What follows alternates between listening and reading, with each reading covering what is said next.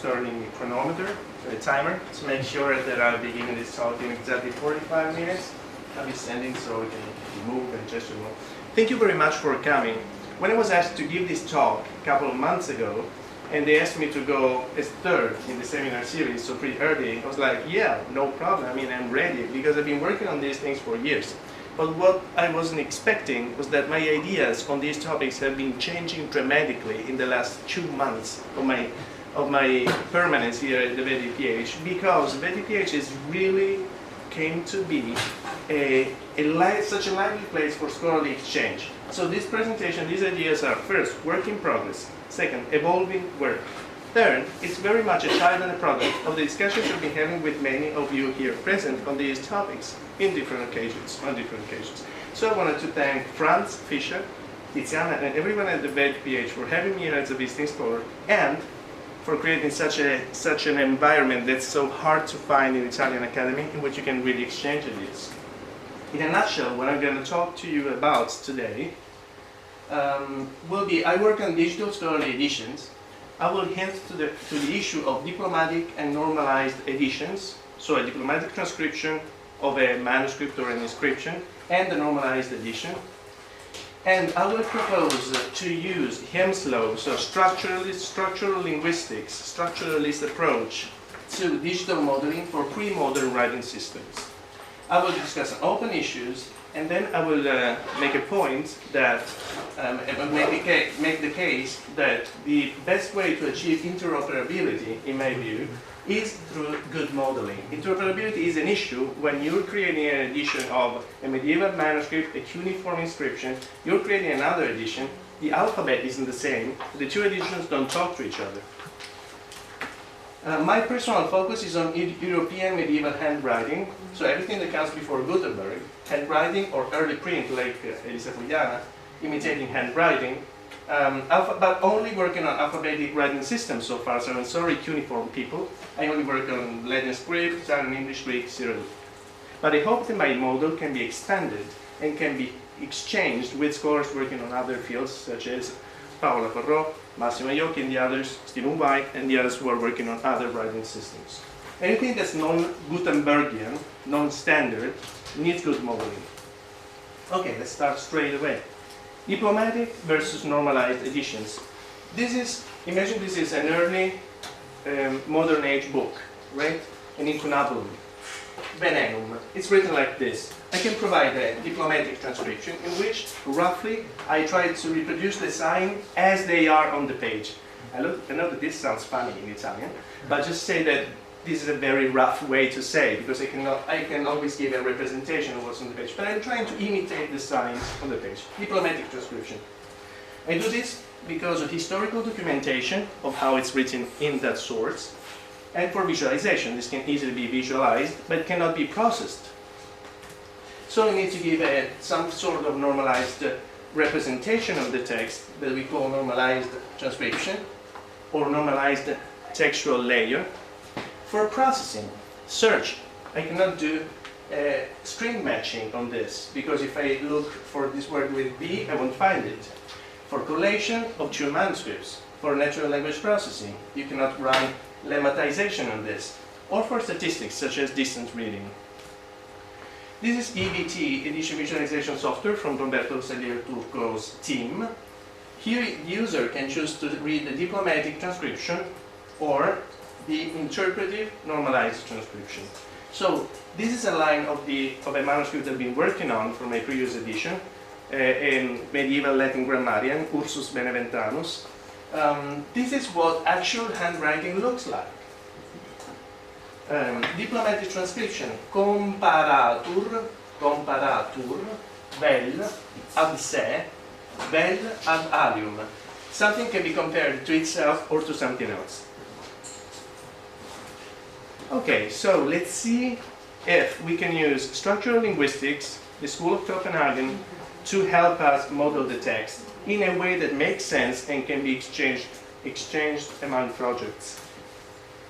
This is a very basic concept we have to recall. You can conceive the text as a flowing, so on the syntagmatic axis, as a series of sounds or a series of marks, graphical marks. This is what Hemslow calls the syntagmatic axis or process. Or you can conceive the paradigmatic axis of language, the linguistic system. For instance, instead of vel, I could have out. Instead of u, I could have y or l. Everything that you read in red color, these are words by Louis Trolle Hemslow. So I'm using his terminology whenever it's red. Whenever it's black, it's my paraphrases, my own terms. So on the system axis, we have A, B, C, D, E, F, G. And I was tempted to do the A, B, C, D, E, F, G. I was like, shall I do this? I won't do it. So, and this is the text axis, which is a sequence, okay? Hemslow, like most other linguists, are actually thinking of spoken language when they talk about the syntagmatic axis. They're talking about the sequence of phonemes. But we will discuss in a minute whether this can be applied to written representations of text, which is an issue. Okay, so Hemslow proposes a method in a very important book that's a prolegomena to the theory of language, in Italian Fondamenti alla teoria del linguaggio, Fondamenti della teoria del linguaggio. He says that the job of the linguist should be to do the linguistic analysis. Linguistic analysis consists in taking what's continuous and transforming it into something discrete, in identifying individual entities in the flowing of language. That's our friend. He says, if we're given anything as data, it is the as yet unanalyzed text in its undivided and absolute integrity. So to me, it looks like the kind of analysis, the kind of method that he's proposing, the theoretical framework he's proposing, is very much digital modeling. Because in its essence, digital modeling means identifying entities and functions between those entities. This, if we manage to model language and text that way, we can very easily implement this with technology. Either with a database, XML, plain text, doesn't matter, whatever programming model you're using, but the model is digital if it's quantized. So you can identify entities in the text or in the process or in the system. Can we consider graphemes as entities? Can we apply this from phonetics, like Hemslow does, to graphematics? Louis Trolle, Hemslow, for instance, says in chapter 21 of the Prolegomena, the same linguistic form can be manifested in writing. Here, the substance is a graphic substance, not a phonetic, but a graphic substance. And it is our job to describe the actually present expression. In other words, he is giving us a blessing and saying, okay, my friends, you can go. Because the same form can be expressed with sounds, with writing or another substance of the expression. So when we're modeling pre-modern writing systems, we have a number of issues, such as making discrete what's naturally continuous. Ligatures, allographs, graphemes, defining the grapheme set, punctuation, abbreviations. Let's see if we can use structural linguistics, he calls it glossematic, for this. The first check is on discrete. The very model is made to make the analogic to transform it into discrete. Okay, let's talk a little bit about his terminology. He talks about a sequence of entities are called a chain, and a series of entities in the system are a paradigm. So you can have a paradigm of all the letters that are used, a paradigm of all the sounds, a paradigm of all the variants of a sound. The one issue here is that Hemslow talks about a chain that is a sequence. Also in information studies, a sequence, a chain is a sequence. But in handwriting, not everything is a sequence. For example, you can have an abbreviation mark that's superimposed, for example. We'll see in a minute that this is an issue in his theory. Okay, the second aspect of Hemslow's the structuralist approach, the first pillar is entities. The second pillar is functions. A functional analysis of the functional relationship between entities.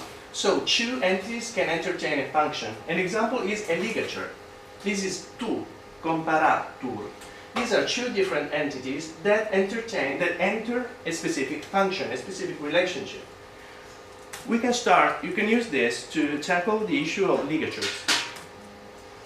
Ligatures can be considered a specific function in which two entities, two parts of a chain, Redis always use those terms, and enter a specific function. What's interesting about this conceptual framework is that Hemsel says that when an entity enters a function with another, one selects the other. For example, this shape of t is very strange, right?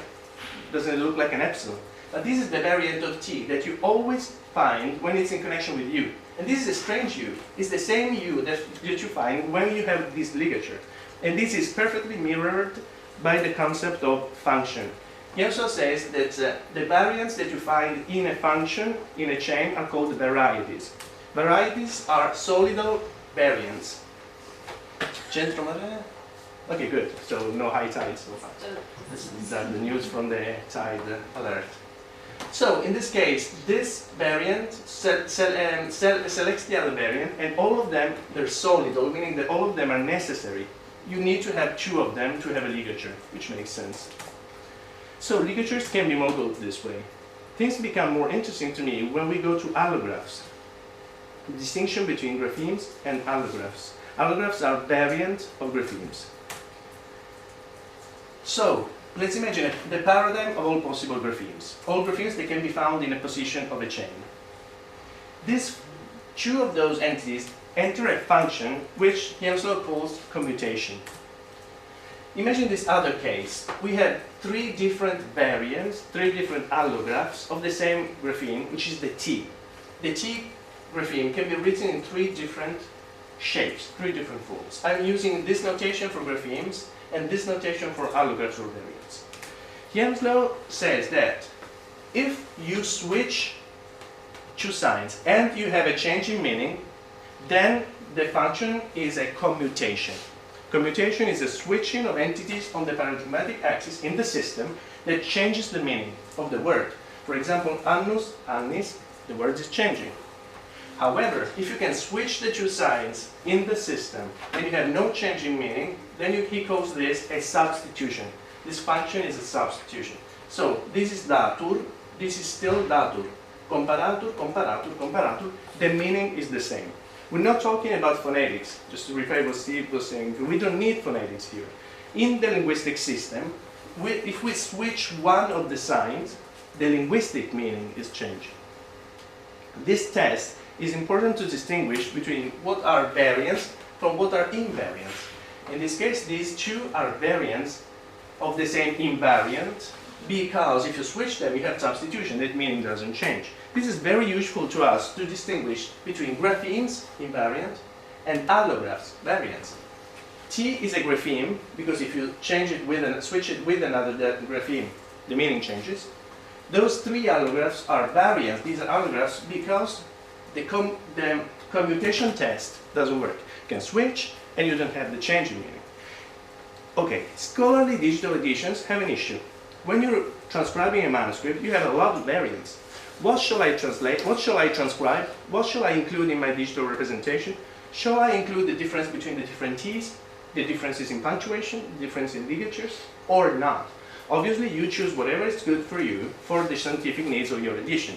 If some allograph is important from the cultural point of view, you obviously include it. But what I think is that this is a common theoretical framework that we can all share, we can all agree upon, to distinguish what's a grapheme from what's an allograph. And having this been said, we call graphemes graphemes, allographs allographs, and then you declare what you are encoding. You can declare, I'm encoding only graphemes, except for the T thing, because it has a cultural significance. It helps me to date the manuscript. As I said, working on modeling and declaring this modeling, and having a formal modeling can help us to declare what you are doing to build software that's shared because it's based on a common model, on a shared model. So I think that with the commutation test, we have three more checks: allographs and capitalization. Manuscripts often have capitalization as an allograph, but not always. Because, okay, now I need a book to do a choreographic thing, but that book is holding the camera, so I can't take it. No, okay. Okay. Over here, capitals don't make a difference in meaning, so they are variants. allographs. But if we have body and body, body capital, body lowercase, it does make a difference. So in that case, there is another concept from structural linguistics. It's called neutralization that I won't have time to discuss here. I'm just saying that if we all refer to the same theoretical framework, we can build shared models. Punctuation, here is Elisa Cuyana, with whom I've been talking about this, and then I prepared 5 slides only for you, which is, we're discussing, which is, and for everybody else who's interested in punctuation. So, you can say that if I change a comma, the meaning of the word doesn't change. The point is that Louis Kroll never talks about change of meaning, he talks of content form, and never talks about words. What's funny about this book, The Prolegomena to the Theory of Language, is that he never mentions the word word. Never ever. He's a linguist. The meaning that changes can be the meaning of larger units such as sentences. So for example, okay, imagine, I was saying imagine I'm Jesus. No, imagine Jesus is saying in the Gospel, truly I tell you, this is a passage of the Gospel. Truly I tell you, today you will be with me in the paradise. With comma. Truly I tell you, today you will be with me in paradise. This is an actual case of a dispute between two religious confessions that have different interpretations. Because, truly I tell you, this means that we go to paradise the same day of our death. This doesn't imply it. So the meaning of the whole sentence changes based on a change, on a switch in a piece of punctuation. So in this case, punctuation is a grapheme. But not all punctuation is a grapheme. Because a comma can have different shapes. In my Ursus manuscript, I had 3 different types of comma, middle dot, looking like each other. So we can still use the computation test. Does it change the meaning or not? This is slippery ground, but I think this is the way forward, the way that we can apply check, even to punctuation. When we go to abbreviations, everybody who's been working with manuscript is shredding. Because shivering, we know that this is the complicated issue. Abbreviations. We're good. Good time. Okay, comparator. This is an abbreviation. How can we bundle it? One approach. Oh, first off, I know this looks very theoretical, but if you're preparing a project and encoding text that is not Gutenbergian, you are finding solutions to these issues. However, you find your own solution, which is different from his solution and her solution. And we hardly have a discussion on those issues based on real methodological thinking. Okay, so one approach is, as you said, you can consider the whole thing as one grapheme. The commutation test works, because if I switch or with hook, or with macron, etc., the meaning changes. However, Louis Kroll says, that analysis should be guided by principles, the simplicity principle, the economy principle, the reduction principle. Basically, he says that we should use the lowest possible number of elements to create a system. So this system has a huge number of elements. So I think that the second approach is encoding abbreviation through 2 entities that enter a function, that have a relationship with each other, a functional relationship with each other. There's still one thing, the function is one thing, but they have a relationship. Let me make a parenthesis on this. I'm not mentioning possible technological implementations. But everybody who knows informatics, at least a little like I know them, and I know informatics a little, easily understands that as long as you have 2 entities and a function between them, you can implement this with different technologies. You can have a database in which those 2 IDs have a relationship in the database. You can have XML-TI, in which you have 1 element with 2 children. You can have plain text files with light markup, with external annotation. All right? The technology doesn't matter as long as the model is the same. Okay, let's go ahead. So, if we consider those 2 entities which enter a function, which function is it? Is it like the ligature? Like 2 solidal variants? It looks like it could be, but there is an issue. Solidal variance means that both are mandatory. Do you remember the TU ligature? If you take the U off, there's no ligature. If you take the T off, there's no ligature. Both of them are mandatory. This is the meaning of solidal in Hale's law. Obviously, that's not the case, because you cannot take the O is a constant, it's mandatory, but the hook is optional. So this is not a good modeling. We have a different relationship in which the O governs the hook, meaning that the O must be there, the hook can be there or not be there. This is what James Lowe calls a selection function. Selection means that this is like the principal clause in a sentence, this is like the secondary clause in a sentence. That's better, and I think that's the solution. However, as I said, James Lowe considers a selection a function within a chain. This is a definition of a selection. However, this is not a chain. There's no sequence. Which comes first, the O or the hook? They are somehow related.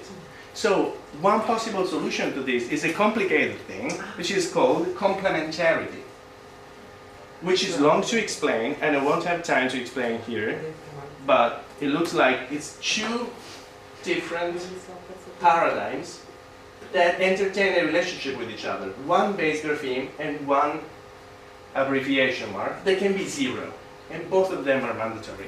So I won't annoy you with this any longer, just saying that I'm undecided between those two things. And transcript and abbreviations is one of the open issues in every theory of transcription, including Klaus Huthfeld. There's a brilliant article that I knew, the one you mentioned, but they make a shipwreck when it comes to abbreviations.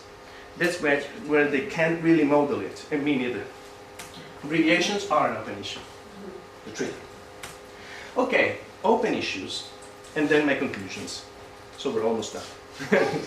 So open issues are the modeling of abbreviations as functions between two elements. What's the nature of this function? There are no diacritics.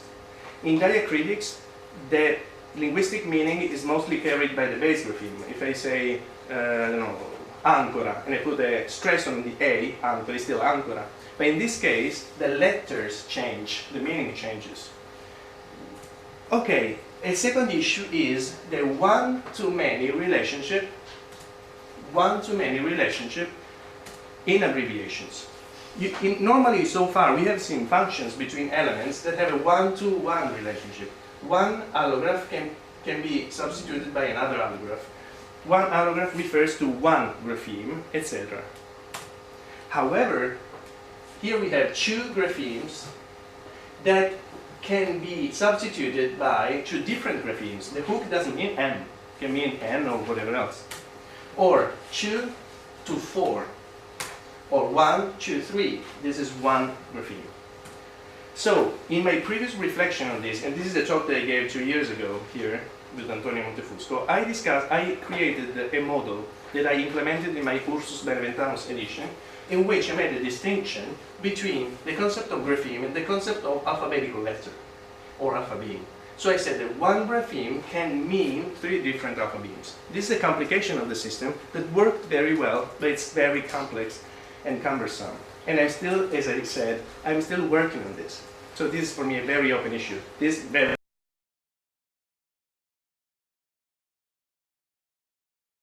I agree that we should, when we try to speak about this, it's good to have diagrams in our heads. It's always hard to realize that whatever diagram you end up with, it's a two-dimensional thing again. And to have, so many diagrams aligned in your head at a given time, it's always a hard thing. So about the issue of punctuation, for instance, so in my field, we might call these two different dots homographs, and which will be the analog of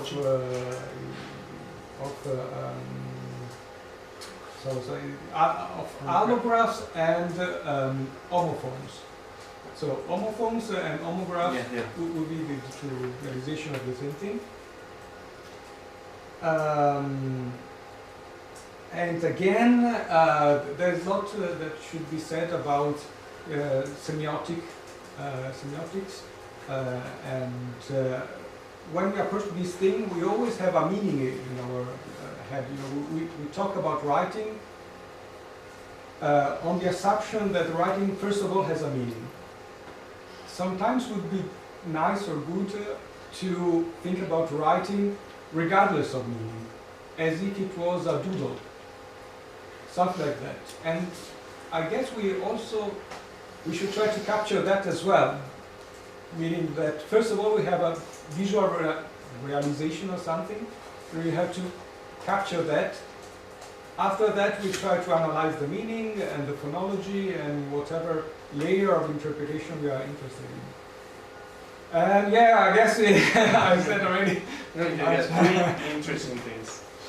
But thanks again. Well, thank you. Well, in terms of Tudem, it's very interesting reply. And okay, imagine I have misericordia spelled like this. Okay, the line. Imagine it's long. It takes 3 letters. Okay, so if we tackle the issue of abbreviations, we're a long way towards other kinds of handwriting.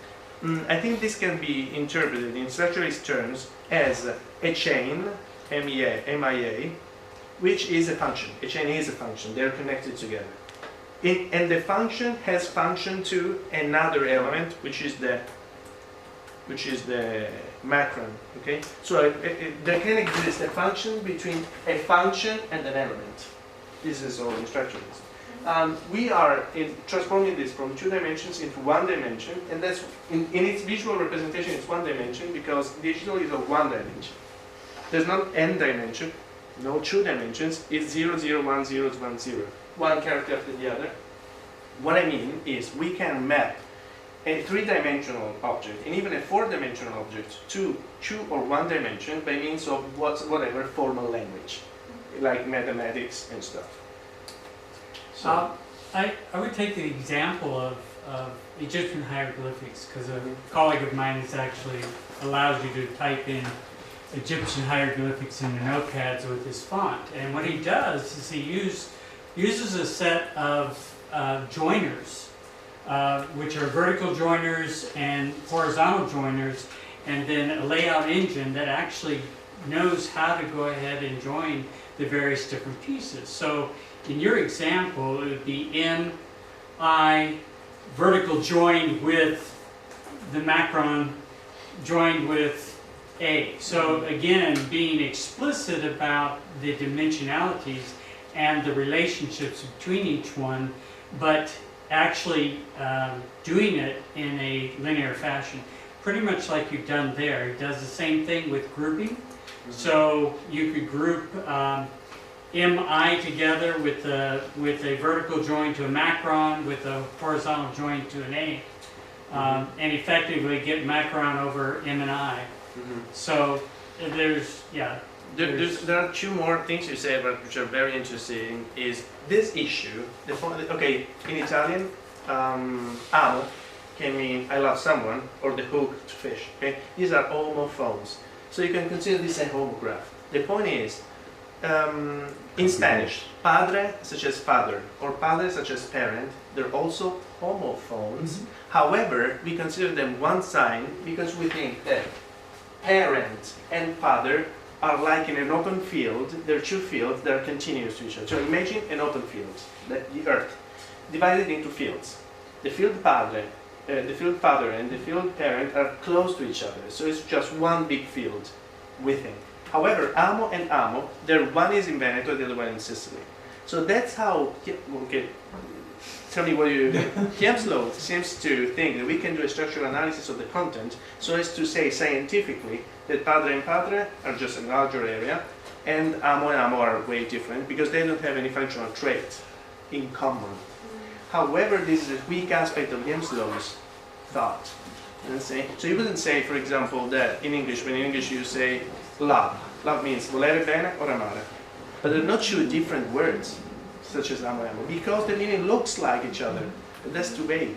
I don't know, Federico, what you make of this? You were shaking head very heavily. No, I'm just thinking that in one case they are homophone or homographs. In the other case, they have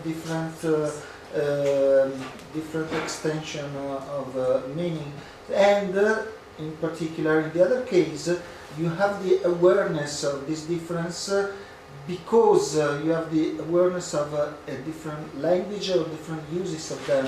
I mean, you say that padres has this different meaning because you are Italian and so you have this awareness. And also in Saussure and then in Henslow, when he divided wood, and Madeira and boîte and so on, it is because you have the awareness from other languages. So the continuum of the meaning is discretized in different ways, and you have this awareness from because of the knowledge of another language. Yeah. On the contrary, the homographs are, in my opinion, a totally different thing on the level of the significance of content. Can you give me a structural rule to make the distinction? And you make a perfect point about interlinguistic awareness. However, is there a rule to say that amo and amo, is there a rule you can, like the commutation test? I think there's hardly a rule. The way you can say that they're very even if I don't know any other language, for me amo and amo are different. But for me, I don't know, if they're co-radicals coming from the same term, for example, I can not make the difference, for example. I think it's an open issue. We can talk about this. Maybe another example that can be useful is like the use of sorella as sister and as nun. That would be intralinguistic. But we make the difference. And it's a difference, yes, but at the same time, I feel it as something closer than amo and amo, for example. Because it is the meaning there was actually expanded, so it was not really something completely different. Also on a morphological level. Can you define expansion of meaning? I get your point, and I agree. You're making it bigger, wider. Yeah, no, it's all metaphors. That's what I'm saying. It's all metaphors.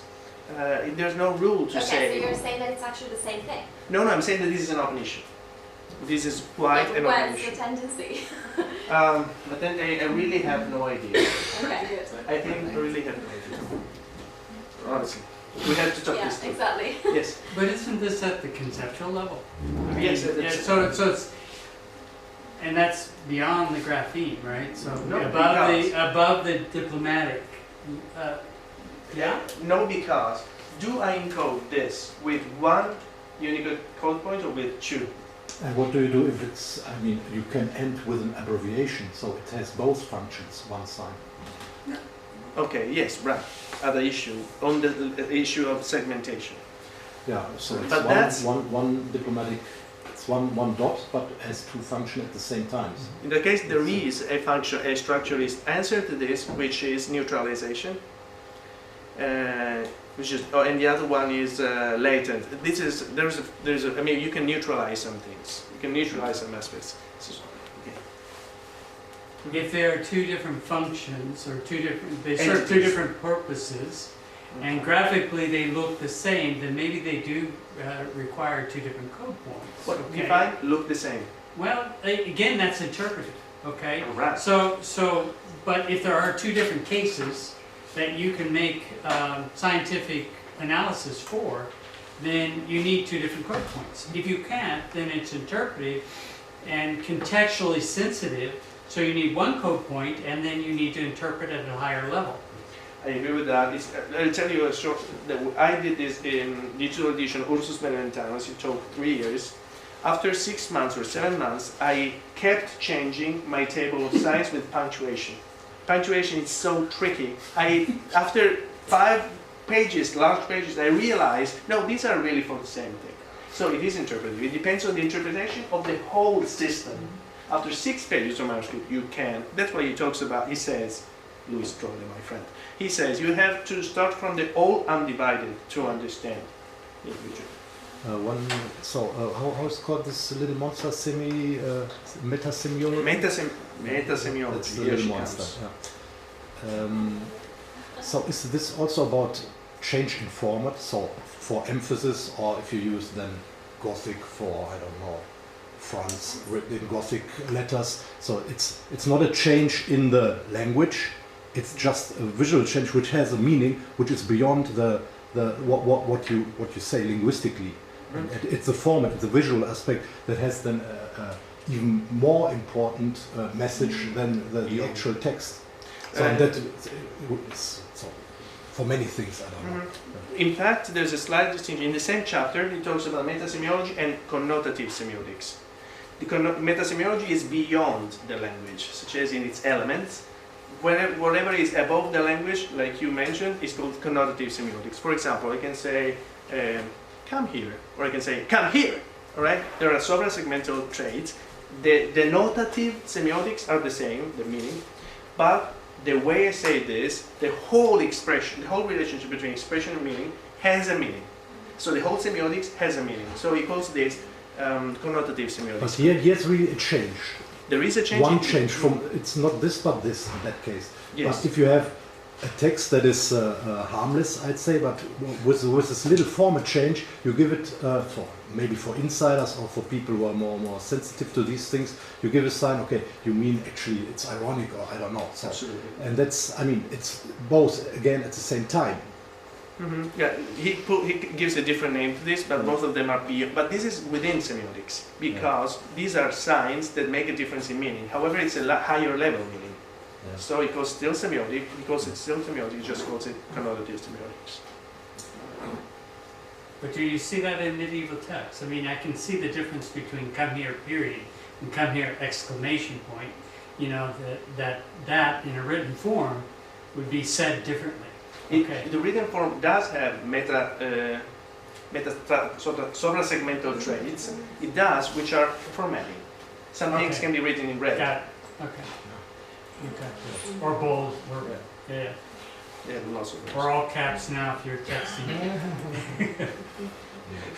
Very handy. Okay. So any final questions or more Just one open comment. issues? Yeah. Yes, just one open issue. You were talking about capitalization and so on. Also that, like, there's an overlapping with these questions of like segmental traits, because sometimes you use actually capitals just do that. So is that another kind of capital letter? Like, is it another kind of capitalization, or is it the same? Okay, So that's the question. that's the thing I wanted to include. It was long enough. In fact, it took 32 minutes, but it was long No, enough. it's enough. Okay, so capitalization. First off, there can be neutralization in capitalization. Body and body, there is change in meaning. However, if it's after full stop, it doesn't have a change in meaning. This is all covered by linguistics because there can be neutralization of the traits, such as I don't do a distinction between U and O, close U and close O and open O because of Sicilian neutralization.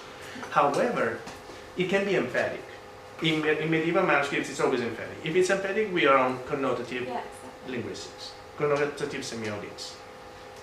So this is I don't know. I'm talking about philosophy. Philosophy is capitalized because it's philosophy. That's it. In this case, it's I guess beyond, because there's not one case in the whole manuscript in which it has a commutation, so a change in meaning. Therefore, it's just connotative.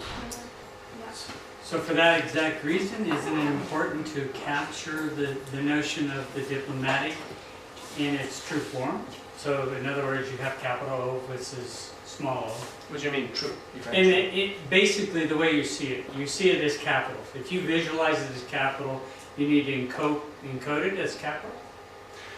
The way we see that as a capital is because we have capitalization in our words. A medieval guy would have seen it as capital, you know what I'm saying? So also in my manuscript, there were 3 different capitals.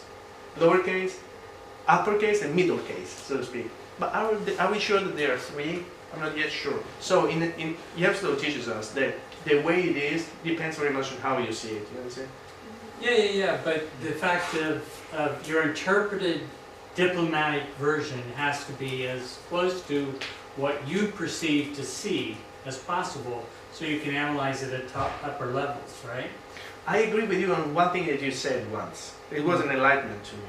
If you really want to see how it looks, there's a picture. Okay, you didn't see this, that's my reflection of what you said. But you said we're using the baselines, the rectangles, as pieces of the image. That's a digital representation of the text. It's a digital representation of the 100,000 variants. Right, and exactly. As soon But as it's you not label it with your alpha or your grapheme, you actually have automatic categorization of the paleography. And each one of those, even though they're allographs, are actually captured in the original picture as variants of the same thing, and you're grouping them simply by transcribing them. Absolutely. However, I don't believe that diplomatic transcription should show things as they are, because we cannot approximate to the infinite variant. No, So no. for that, there's a picture.